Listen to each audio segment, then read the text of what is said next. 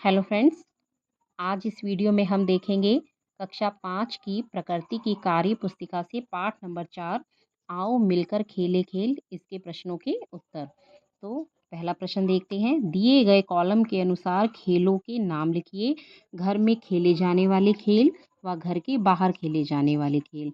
तो घर के अंदर खेले जाने वाले खेलों में है कैरम, लूडो, शतरंज, सांप सीढ़ी, ताश, टेबल टेनिस, चिड़िया उड़। इसके अलावा बाहर खेले जाने वाले खेल हैं cricket, kho kho, football, kabaddi, hockey, basketball. अब है प्रश्न नंबर 4 से में दिया है कि निम्नलिखित में कौन सा स्थानीय खेल है। तो क्रिकेट, बैडमिंटन, फुटबॉल। तो इसमें जो स्थानीय खेल है वो दिया है रस्सी कूद। अपने दादा दादी के साथ चर्चा करके उन खेलों के नाम लिखिए जिनके बारे में आप नहीं जानते हैं। तो बच्चे हैं तो बच्चे अभी हर खेल के बारे में जानकारी नहीं रखते हैं, तो इसलिए हमें कुछ ऐसे खेल इसमें लेने हैं जो प्राचीन समय से चले आ रहे हैं। तो जिसमें एक हमने स्थानीय खेल लिया है सरबग्गू नाम का ही स्थानीय खेल है जो शतरंज से कुछ मिलता जुलता होता है। फिर है भाला फेंक, तीरंदाजी, तैराकी, जिम्नास्टिक, जूडो आदि। तो ऐसे खेल हमें लेने हैं इसमें जिनके बारे में बच्चे ज़्यादा नहीं जानते हैं। आइए अब देखते हैं आगे प्रश्न। कोष्ठक में दिए गए खेलों को निम्न तालिका में लिखिए।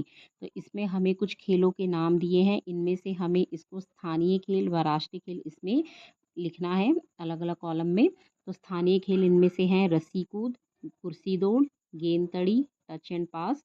और राष्ट्रीय खेलों में आएंगे kabaddi, mallakhamb, athletics, hockey, football, gymnastic, cricket, badminton, कुश्ती, जूडो, खो खो।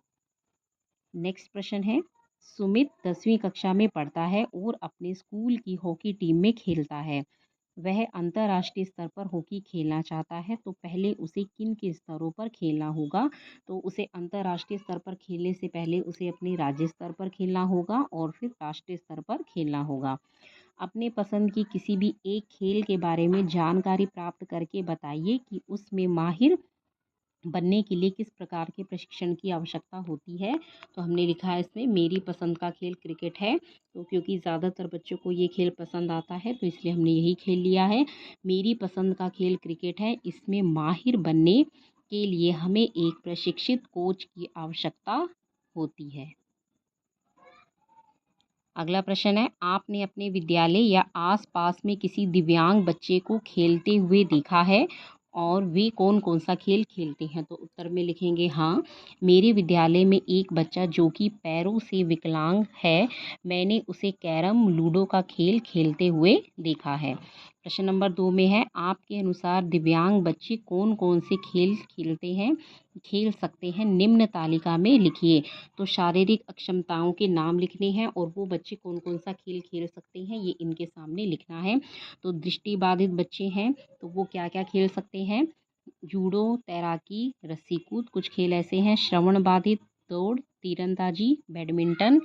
मुख बाधित यानी कि जो बोल नहीं सकते वो है बैडमिंटन, फुटबॉल, क्रिकेट। और पैरों से बाधित शतरंज, लूडो, कैरम, पर्ची खेल। ये खेल जो है वो आसानी से खेल सकते हैं। दिव्यांगों को खेलने में कौन कौन सी कठिनाइयाँ होती होंगी। तो इसका उत्तर है दिव्यांगों को खेलने में निम्न प्रकार की कठिनाइयाँ होती होंगी, जैसे संतुलन बनाने में समस्या, सहयोग में कमी, स्वास्थ्य संबंधी, आवश्यक सामग्री की कम उपलब्धता आदि। आपने कभी किसी राष्ट्रीय या अंतर्राष्ट्रीय खेल में दिव्यांग खिलाड़ियों को प्रदर्शन करते हुए देखा है, तो उनके बारे में लिखिए। तो इसका उत्तर हम देते हैं अर्जुन अवार्ड विजेता शीतल देवी। ये एक भारतीय तीरंदाज खिलाड़ी हैं जिनके हाथ नहीं हैं। उन्होंने पैरों की सहायता से तीरंदाजी करते हुए एशिया पैरा गेम्स में मेडल जीते। नेक्स्ट प्रश्न है ओलंपिक खेल के बारे में आप क्या जानते हैं।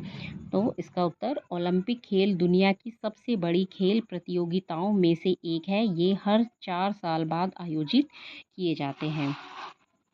आइए देखते हैं नेक्स्ट पेज के प्रश्न। नीचे कुछ ओलंपिक पदक विजेता खिलाड़ियों व उनके द्वारा खेले जाने वाले खेलों की सूची दी गई है, सही मिलान कीजिए। तो एक तरफ इसमें खिलाड़ियों के चित्र दिए हैं और दूसरी तरफ जिस खेल से ये संबंधित हैं उनके चित्र दिए हैं, तो हमें इसको मिलान करना है। सुशील कुमार, इनका संबंध है कुश्ती से। अभिनव बिंद्रा, तो ये करते हैं शूटिंग। फिर है पीवी सिंधु, इनका खेल है बैडमिंटन। मैरी कॉम, ये प्रसिद्ध है मुक्केबाजी के लिए। कर्णम मल्लेश्वरी, ये जुड़ी हुई हैं भारोत्तोलन से। और लास्ट है लिएंडर पेस, ये खेल खेलते हैं टेनिस का। आइए अब देखते हैं प्रश्न नंबर 3 से। रिक्त स्थानों की पूर्ति कीजिए। तो कुछ यहाँ पे ऊपर हमें आंसर दिए हैं, हमें इनमें से चूज करके फिलिंग द ब्लैंक्स भरना है।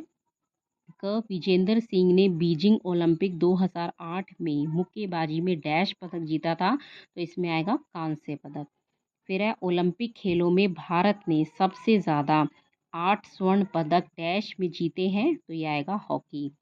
ग है सानिया नेहवाल ने 2012 लंदन ओलंपिक में बैडमिंटन सिंगल में डैश पदक जीता था। तो ये भी आएगा कांस्य पदक।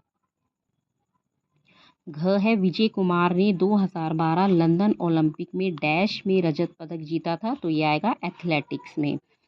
ण है राज्यवर्धन राठौर ने डैश ओलंपिक 2004 में निशानेबाजी में रजत पदक जीता था। तो इसमें आएगा एथेंस। फिर है च सुशील कुमार ने 2012 लंदन ओलंपिक में कुश्ती में डैश पदक जीता था। तो ये आएगा रजत। लास्ट है दीपा मलिक ने 2016 रियो पैरा ओलंपिक में डैश में रजत पदक जीता था। तो इसमें आएगा शॉट पुट। आइए नेक्स्ट देखते हैं। उपरोक्त दर्शाए गए चित्रों में वर्षा के दादाजी, उसके पापा और वर्षा जब छोटे थे तब वे अपना ज़्यादातर समय कैसे बिताते थे वह दिखाया गया है। चित्र के अनुसार परिवारों में हुए परिवर्तनों को लिखें। तो इसमें चित्र को हम देखते हैं तो इसमें ये दिख रहा है कि जो बच्चे हैं कुछ वो बाहर खेल रहे हैं। एक ये गुल्ली डंडा का खेल है, ये बच्चे उसको खेलते दिखाई दे रहे हैं। फिर है सभी बैठकर एक साथ टीवी देख रहे हैं। और फिर अंत में दिया हुआ गया है कि वर्षा जो है वो एक टैबलेट लिए है जिस पर कि वो खेल रही है। तो इससे हमें ये पता लगता है कि सामूहिक रूप से घर के बाहर खेलने के ढंग में परिवर्तन होकर अकेले तकनीकी माध्यम से खेलना पसंद होने लगा है। सेकंड प्रश्न है प्राचीन काल में खेले जाने वाले खेलों के तरीकों में किस प्रकार का बदलाव आया है। तो हमें कि जो महत्वपूर्ण बदलाव आया है कि तकनीकी साधन से आज हम सब जुड़ गए हैं। आजकल के बच्चे ज़्यादा तकनीकी माध्यम को अपनापन महसूस करते हैं। तो इस हिसाब से हम आंसर देते हैं प्राचीन काल की तुलना में आज के समय में तकनीकी साधनों से खेल का प्रचलन बढ़ रहा है। और लास्ट प्रश्न है किसी देश के लिए विभिन्न प्रकार के खेलों को खेलना क्यों महत्वपूर्ण है। तो इसका उत्तर है किसी भी देश द्वारा खेल जगत में अपनी पहचान बनाने के लिए अपने देश के नागरिकों के अच्छे स्वास्थ्य के लिए खेलना महत्वपूर्ण हो गया है। तो ये तो था आओ मिलकर खेले खेल। इस पाठ के प्रश्नों के सभी उत्तर। तो यदि आपको प्रकृति की कार्य पुस्तिका से अन्य पाठों का हल चाहिए तो आप इस चैनल को सब्सक्राइब कीजिए। Thank you.